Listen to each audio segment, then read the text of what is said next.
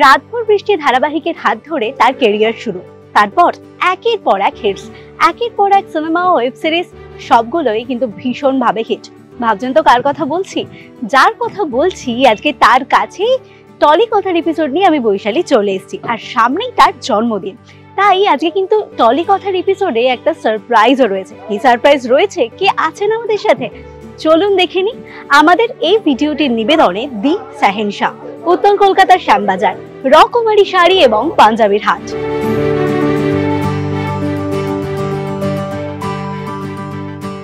আমাদের সাথে পেয়ে গেছি অ্যাক্ট্রেস এবং প্রোডিউসার এনা সাহাকে। Welcome to Jio Bangla. Thank you so much. তোমার তো সামনেই জন্মদিন, তোমার জন্য একটা ছোট্ট সারপ্রাইজ আছে, কিন্তু সেটা পরে দেবো। ওকে ওকে। জিও বাংলার সমস্ত দর্শকদের পক্ষ থেকে এবং আমাদের পক্ষ থেকে তোমায় জানাই শুভ জন্মদিন। Thank you so much, thank you. সবাইকে অনেক ধন্যবাদ। আর এটাই আশা করব যে ঠিক এইভাবেই সবাই ব্লেস করতে থাকবে, যাতে আমি আরো বড় হতে পারি। জন্মদিনে কি প্ল্যান রয়েছে? জন্মদিনে এবার তো কাজ আছে, শুটিং থাকবে, তো শুটিং এই থাকবো সারাদিন, কোনো সেরকম প্ল্যান নেই।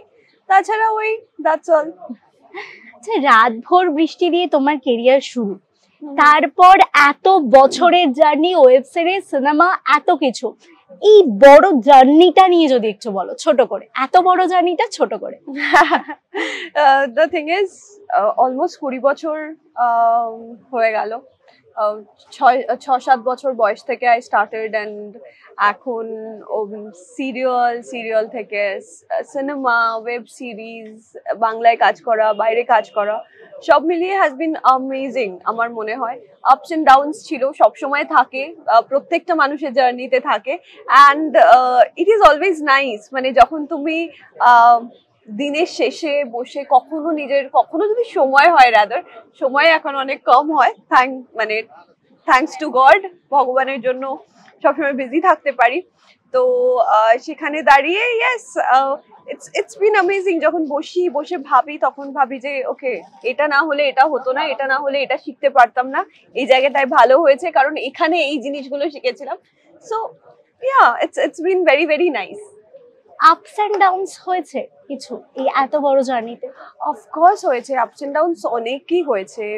দেয়ার ইজ বিন টাইম যখন টেলিভিশন করতাম সাপোর্টিং অ্যাক্টর হিসেবে, সেখান থেকে লিডিং রোলসে আসা, লিডিং রোলস থেকে আবার হঠাৎ করে কাজ কমে যাওয়া, সেখান থেকে আবার ফিল্মের অফার পাওয়া, ফিল্মের অফারে যখন ফার্স্ট ফিল্ম আমি করলাম আমি আদু, তখন টেলিভিশন অলরেডি করতাম। তারপরে আমি সুভাষিনী করতে করতে শেষ হওয়ার পরে রাদার মা করছিলাম আবার, তখন আই গট অফার ফর বোঝে না সে বোঝে না, এবং সাউথ থেকে আই গট অফার ফর নীলাকাশম পাচ্ছা কাদল চুবন্ন ভূমি উইথ দুলকার সালমান।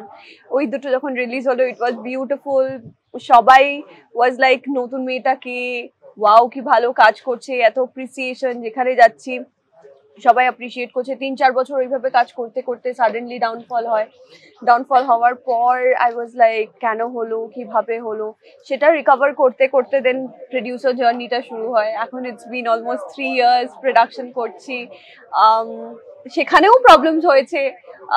তো সব মিলিয়ে আমার মনে হয় it is normal to have that, but then again আমার মনে হয় আরেকটা জিনিস খুব ইম্পর্টেন্ট লাইফে, সেটা হচ্ছে কোনো জিনিস পেলে সেটা পাওয়ার থেকে বেশি সেটা রাখার জন্য যে মেনটেনেন্সটা বা যেই হার্ডওয়ার্কটা দরকার হয়, সেটা কোথাও গিয়ে আমরা ভুলে যাই। তো সেইটা আমার মনে হয় সব থেকে বেশি ধ্যান রাখা উচিত, যে কি করে ওইটাকে মেনটেন করা যাবে। তো এখন আমি সেটা শিখছি। তুমি তো অনেক ছোট বয়স থেকে শুরু করেছো, অনেকেই খুব ছোট বয়স থেকে অভিনয় শুরু করে, যে তুমি বললে অনেক আপস এন্ড ডাউনস আসে, কিন্তু অনেকে হারিয়ে যায়, তারা ভেঙে পড়ে হারিয়ে যায়, তাদের জন্য কি টিপস দেবে? ভেঙে পড়লে হারিয়ে গেলে প্রথমত হবে না, সেলফ সাফিসিয়েন্ট আর সেলফ স্ট্রং হতে হবে, ভীষণই ইন্ডিপেন্ডেন্ট হতে হবে। তাছাড়া খুব ইম্পর্টেন্ট যেটা হচ্ছে, প্রত্যেকটা জিনিসের একটা কারণ থাকে। তো আমরা যদি দিনের শেষে আজকে আমার সাথে খারাপটা কি হলো, সেটা কেন হলো, সেটা ভাবতে বসি, তাহলে থিংস বিকাম মোর ইজিয়ার। তাহলে সেই মিস্টেক্স গুলো আমরা আবার করব না, এবং তার সাথে সাথে নিজের সেলফ গ্রোথটা যত বেশি হবে তত বেশি আমরা কাজে এগিয়ে যেতে পারবো। আর কখনো হাল ছাড়লে চলবে না, ইউ কান্ট লুজ হোপ। নিজেকে এত পজিটিভ কিভাবে রাখো?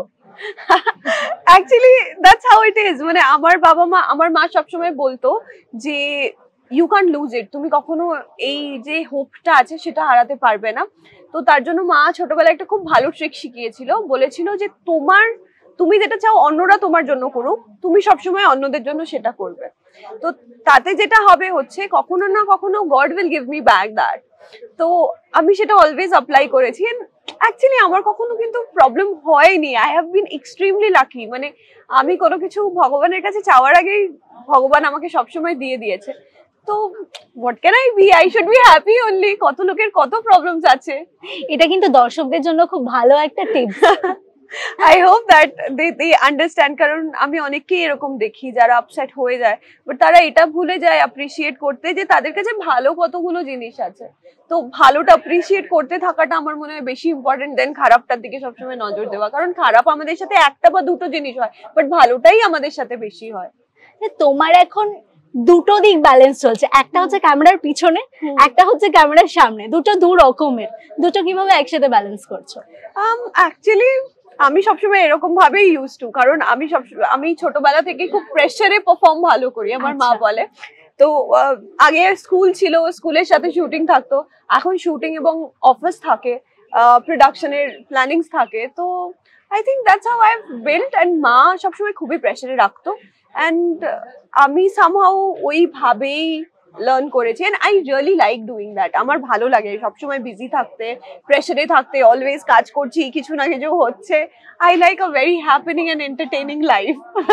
কেরিয়ারের দিক থেকে তো এত সফল, নিজেকে এত সুন্দরভাবে মেনটেন করছো কিভাবে, এত সুন্দরী কিভাবে? এটা অনেকের প্রশ্ন দর্শকদের। ওকে, সুন্দরী দ্যাট ইজ মা বাবা jeans for sure.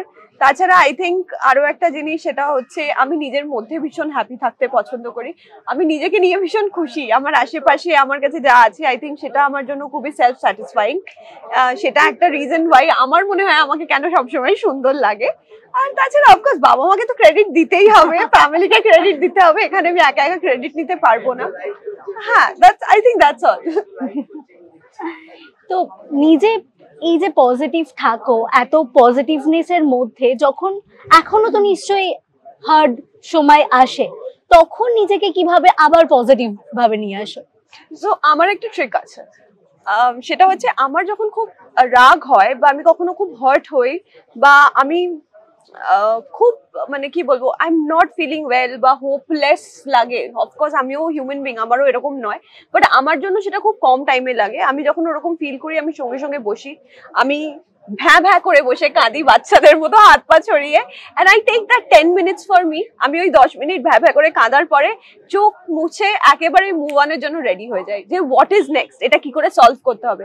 I never think of the problem. আমি প্রবলেমটাকে ফার্স্ট অ্যাড্রেস করি, দেন আমি সলিউশন খুঁজতে থাকি নিজের মধ্যে যে এইটাকে কি করে সলভ করবো। আর যতক্ষণ না প্রবলেমের সলিউশন খুঁজে পাই আমি ততক্ষণ সলিউশন খুঁজতে থাকি। দর্শকদের তোমার জন্য অনেক দিন থেকে একটা প্রশ্ন চলছে, সেটা হচ্ছে সবাই বিয়ে করছে টলিপাড়ার, এখন পরপর অনেক সানাই বাজছে, তোমার বিয়ে সানাইটা কবে বাজতে চলেছে? এখনো অনেক দেরি। আই ডোন্ট থিঙ্ক আমার এখনো বিয়ের বয়স হয়েছে। সো আমি খুব মন দিয়ে কাজ করছি। এখন আমার মনে হয় আমি মন দিয়ে কাজটাই করবো। 3-4 বছর পরে I can think of it. এখন আপাতত I am single and I am very happy single. কাজের কথায় আসি, বা ফিউচারে কি কাজ আসতে চলেছে? সো 2024-এ ডাক্তার কাকু রিলিজ করছে বুম্বা আঙ্কেলের, মানে প্রসেনজিৎ চ্যাটার্জি, শুভশ্রী গাঙ্গুলি যে ফিল্মটা আমি প্রডিউস করেছি, আমি নিজেও আছি পাভেলের ডিরেকশনে, রিদ্ধি আছে আমার সাথে। তো ওটা নিয়ে আমি খুব এক্সাইটেড। তাছাড়া চারকন্যা বলে আমি একটা প্রজেক্ট করেছি যেখানে নিউ কামার্সরা আছে, সেখানে আমার বোনও আছে, she is doing the lead. তো ওটা নিয়েও আমি খুব এক্সাইটেড, কারণ আমি জাস্ট হোপিং ওকে আমি স্ক্রিনে দেখবো। তো আর খুব ইন্টারেস্টিং, সত্যজিৎ রায়ের আইকনিক অনেকগুলো চরিত্র নিয়ে গল্পটা। তাছাড়া আরো কিছু অ্যানাউন্সমেন্টসও আছে, আর এখন অলরেডি শুটে যাচ্ছি একটা, তো সেটারও সারপ্রাইজ আছে। অল দ্য বেস্ট তোমার ফিউচার কাজের জন্য। এবার যেটা বলছিলাম যে ছোট্ট একটা সারপ্রাইজ আছে, ওকে চলো এবার সারপ্রাইজটা আমরা দেখে নিই। আমাদের জিও বাংলার পক্ষ থেকে তোমার জন্য এই ছোট্ট সারপ্রাইজটা ছিল। Thank you so much. আমি just happy birthday to you, happy birthday. একদমই উচিত নয় বেশি সুগার কন্টেন্ট খাওয়া, তাই তোমারও ফিগারের জন্য থ্যাংক ইউ। খাইয়ে দি অল্প just thank you. Happy birthday. Thank you. তোমার আগামী কাজের জন্য তোমাকে অনেক অনেক শুভেচ্ছা। Thank you. কেমন লাগলো বলো? খুব ভালো লেগেছে, তোমার সাথে আলাপ হয়ে খুব ভালো লাগলো। ফার্স্ট টাইম আমরা ইন্টারভিউ করলাম একসাথে। তোমাকে অল দ্য বেস্ট জানাচ্ছি, পুরো টিমকে অল দ্য বেস্ট জানাচ্ছি, দর্শকদেরও বলছি প্লিজ থাকুন ওদের সাথে, তোমরা আমার খুব favourite, and all the best. Thank you so much. দর্শকদের জন্য বলবো কেমন লাগলো এই এপিসোডটা অবশ্যই কমেন্ট করে জানাতে একদম ভুলবেন না। আর এরকম আরো অনেক টলি কথার এপিসোড দেখার জন্য প্রত্যেক শনিবার ঠিক সন্ধ্যে 6টায় চোখ রাখতে হবে জিও বাংলা পর্দায়।